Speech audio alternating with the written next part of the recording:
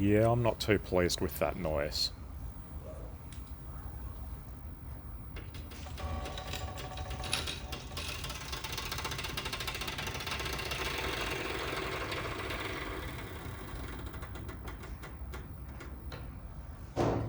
To be fair, this noise is extremely common, and I knew what it was going to be before I even looked in here, but I just wanted to double check.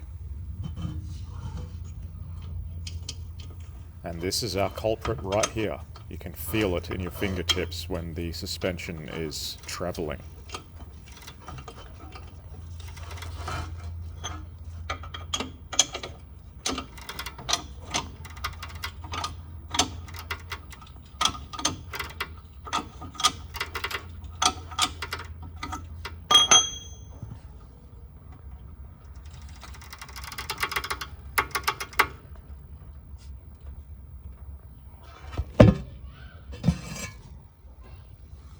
But of course, while I'm in here, I will do a general health check as well to make sure there's nothing else that needs to be done urgently. The ball joints still look okay, as far as the boots are concerned. Those joints look okay. These lower ones, they look okay. The lower ball joint is still okay, fortunately. Both of them, I should say. So really, it's looking like I only need the front sway bar bushings and the links. But I will run around and check everything anyway.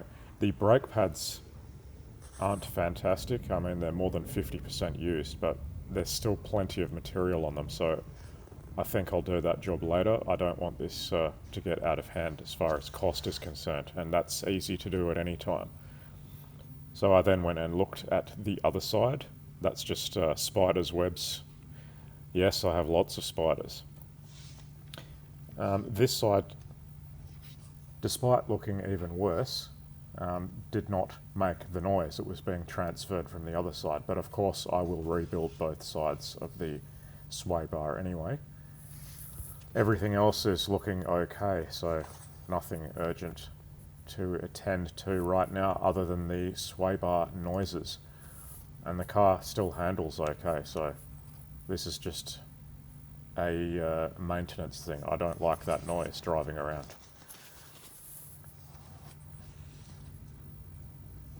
And yeah, those ball joints still look okay as well, so there's nothing majorly urgent that needs attention. Even the brake pad. Yeah, it's quite a bit is used, but I'll do that later. I'm just not satisfied with the quality of parts these days, so I'm trying to keep it as original as possible, within reason. I then moved on to the rear. The story is slightly better with the brake pads at the rear, but yeah, they're still a bit worn. The rear sway bar bushings, unfortunately, they're hard to find, so they're going to have to stay there for the time being unless I place an order overseas sometime soon, and I'll come back to it. But I will do the rear links. They're actually still okay, but they're reasonably cheap, so I'll just do those while I'm ordering parts. These are starting to look a bit cracked, but they still work okay. And to change that is quite a pain in the butt when you don't have the special tool, which I don't have. That would require removing the subframe, for me anyway, because I don't have the tools to press that in. I'd have to remove the subframe and then take it over to my press to press them in. Fortunately, everything else, once again, looks okay. I mean, this car's only done 134,000 kilometers. I don't drive it that much. But as usual, these rear double ball joints, their skins are long gone. That should come as absolutely no surprise to anyone that has a car that uses these things, because they always fail. I've changed them on my two 124s, and this is going to have to be done as well. And what's most surprising of all is they've actually been faulty or decayed like that since I got the car, and it passed its registration inspection like that. They didn't give a damn. Probably they just missed it and didn't know what to look for. But if they knew they were like that, there's no way that would have passed. I would have been expected to change those and then bring the car back. But yeah, didn't see it, so I'm doing it now.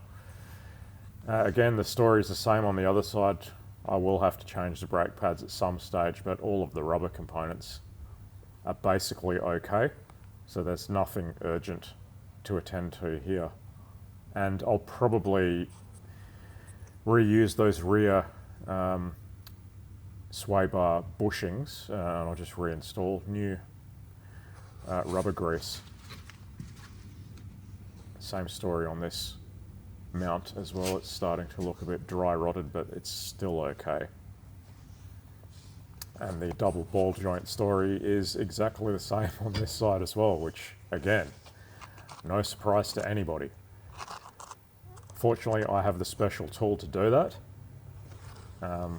I have damaged it the last time I've used it, so hopefully it survives one more use, because I do believe they're not available anymore, or there's only some inferior versions you can get now. So the first thing for the rear I'm going to add to my shopping cart is item number 8. That is that double-ended ball joint that always fails on every car that it's installed on. I'm not really going to replace anything else. I will change the rear sway bar mounts and the links as well as the fronts. And here we are on the rear torsion bar. I'm going to grab item number 8, which comes as a set of 2. Well, you order 2.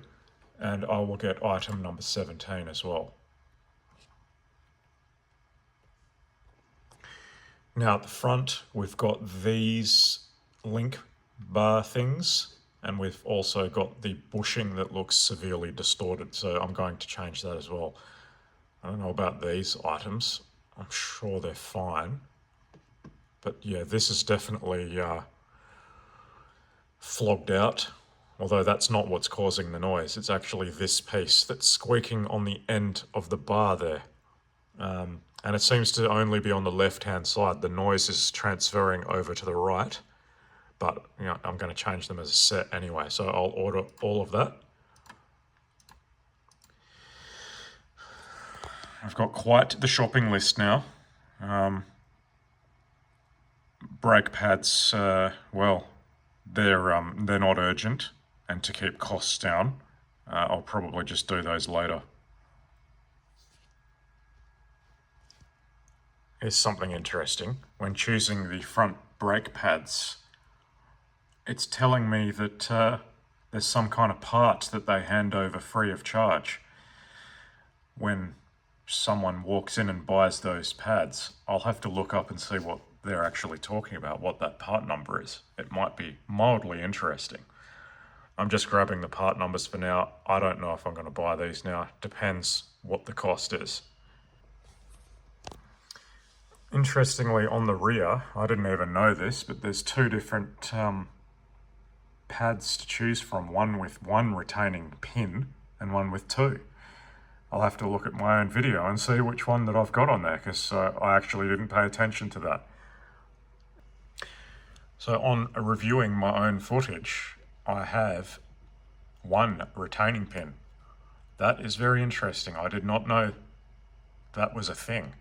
I'm pretty sure on my 124 it's got 2 retaining pins, but it's been so long since I've done any brake jobs, I honestly may have forgotten.